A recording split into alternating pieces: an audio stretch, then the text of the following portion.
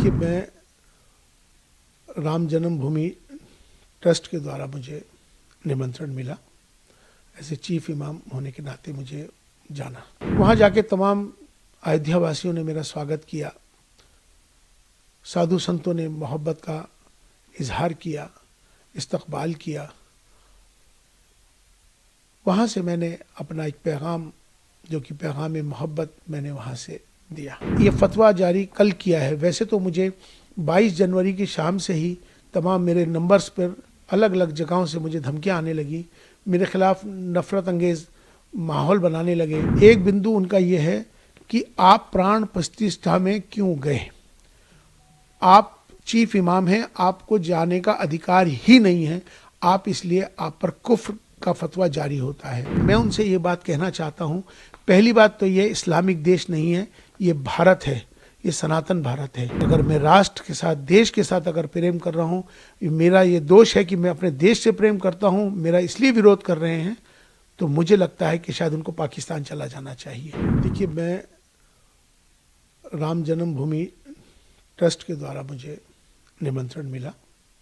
ऐसे चीफ इमाम होने के नाते मुझे जाना के लिए मैं 2 दिन तक इस पर बहुत विचार करता रहा कि मुझे क्या करना चाहिए, क्योंकि मेरे लिए मेरी ज़िंदगी का ये सबसे बड़ा फैसला था। मैंने फिर फैसला ये लिया कि मुझे जाना है आपसी सौहार्द के लिए, अपने देश के लिए, राष्ट्रहित में। ये मैंने फैसला लेते हुए मैं अयोध्या चला गया।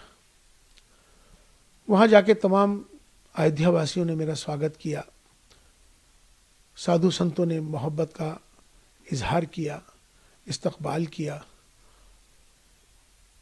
वहाँ से मैंने अपना एक पैगाम, जो कि पैगाम मोहब्बत, मैंने वहाँ से दिया। वो पैगाम मोहब्बत जो था, मैंने उसमें कहा कि हमारी सबकी जातियाँ ज़रूर अलग हो सकती हैं, हमारे पंथ ज़रूर अलग हो सकते हैं, हमारे इबादत करने की तरीके, पूजा पद्धति अलग हो सकती है, हमारे सबके धर्म ज़रूर अलग हो सकते हैं, लेकिन हमारा जो सबसे बड़ा धर्म है इंसान और इंसानियत का है। और हम भारत में रहते हैं, हम सब भारतीय हैं। आओ हम सब मिलकर भारत को मजबूत करें, भारतीयता को मजबूत करें, राष्ट्र सर्वोपरि है। ये पैगाम मोहब्बत जैसे ही दिया, देश के तमाम सारे चैनलों पर, तमाम सोशल मीडिया पर ये मेरा वायरल हो गया।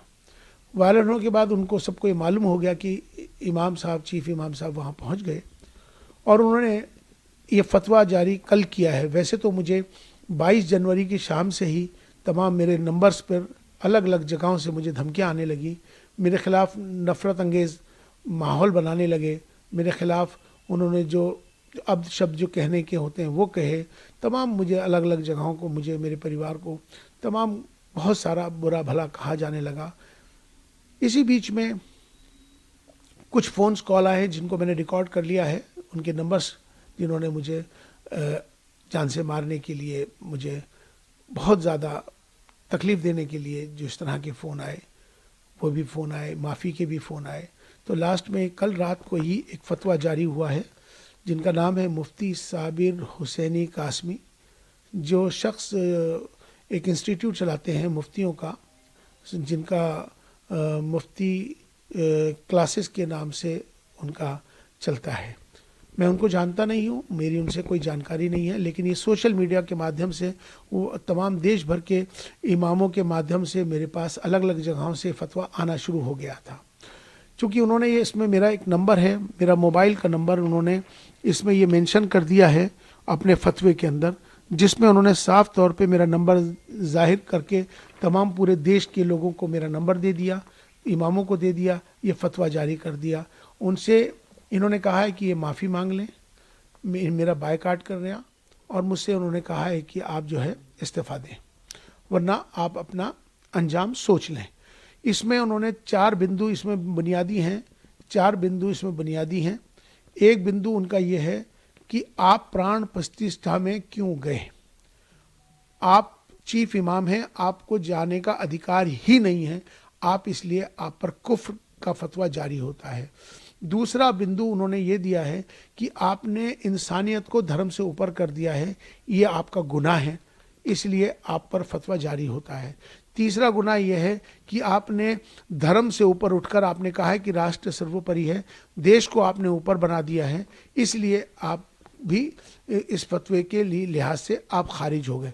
लिहाजा अब आप पर कुफ्र का फतवा जारी कर दिया गया है और तमाम अलग अलग जो उसकी सज़ाएं हैं इसमें मुकर्रर कर दी गई हैं। लेकिन मैं उनसे ये बात कहना चाहता हूँ, पहली बात तो ये इस्लामिक देश नहीं है, ये भारत है, ये सनातन भारत है। इस भारत में हमेशा से सर्वधर्म संभाव की बात है, यहाँ एकता अखंडता की बात है, अनेकता में एकता की बात है। अगर उनको मेरे इस पैगाम मोहब्बत से तकलीफ है, मेरा विरोध कर रहे हैं, तो उनको मुझे लगता है कि अगर मैं राष्ट्र के साथ, देश के साथ अगर प्रेम कर रहा हूँ, मेरा ये दोष है कि मैं अपने देश से प्रेम करता हूँ, मेरा इसलिए विरोध कर रहे हैं, तो मुझे लगता है कि शायद उनको पाकिस्तान चला जाना चाहिए। अब वो लोग जो मुझसे मोहब्बत करते हैं, जो देश से मोहब्बत करते हैं, वो मेरा समर्थन करेंगे। जो मेरे से नफरत कर रहे हैं मेरे जाने पर, मुझे लगता है कि शायद उनको भी पाकिस्तान जाना चाहिए। यहाँ पर मोहब्बत का पैगाम हमने दिया है, हमने कोई गुनाह नहीं किया है। राष्ट्र मंदिर था, हम वहाँ राष्ट्र मंदिर पे गए थे और हमने अपना जो पैगाम दिया, हम उस पैगाम पर अटल हैं। हम माफ़ी मांगने वाले नहीं हैं और ना ही मैं माफ़ी मांगूंगा, ना ही मैं किस तरह का इस्तीफ़ा दूंगा। और जिस तरह से वो जो चाहें कर लें। अभी उन्होंने एक स्टेटमेंट जारी किया है, उन्होंने कहा है कि हम माफ़ करने वाले नहीं हैं। तो मैं भी बता दूं कि मैं आपसे माफ़ी मांगने वाला ही नहीं हूं, क्योंकि मैंने कोई काम ऐसा नहीं किया जिससे कि कोई किसी को तकलीफ पहुंचे। मेरा का मकसद है, अपना देश है, देश हमें देता है सब कुछ, हम भी तो कुछ देना सीखें। ये भाव सबके अंदर आना चाहिए। राष्ट्र सर्वोपरि है।